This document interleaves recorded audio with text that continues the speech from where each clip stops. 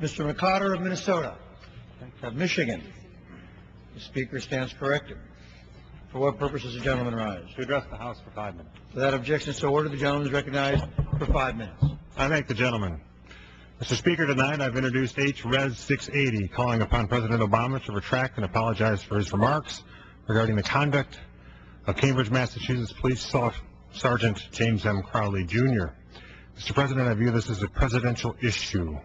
After admitting his bias and inadequate grasp of the facts, the President nevertheless stated Sergeant Crowley had, quote, acted stupidly, end quote, when carrying out his duties as a law enforcement officer. Subsequently, in a public remark, the President said that Sergeant Crowley had, quote, overreacted, end quote. On his part, Sergeant Crowley has steadfastly denied any inappropriate conduct on his part.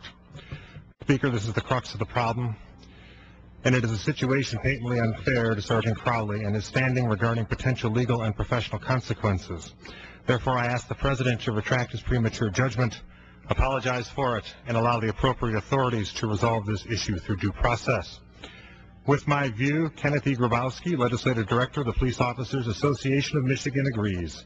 I quote Mr. Grabowski, after admitting a bias against the police officer and an ignorance of the facts, the President used his bully pulpit to help a well-connected friend by unfairly accusing an officer of misconduct in the performance of his duties. It must not stand. If it does, what officer will be next? I end Mr. Grabowski's quote, and I would add, what citizen will be next? Mr. Speaker, tonight I've also introduced H.R. 3347, the Freedom Trade Act, which applies human rights as a criteria of trade with the United States. Mr. Speaker, I believe H.R. 3347 is most timely. For today, in the Ronald Reagan building, President Obama stated how, quote, the relationship between the United States and China will shape the 21st century, which makes it as important as any bilateral relationship in the world, end quote.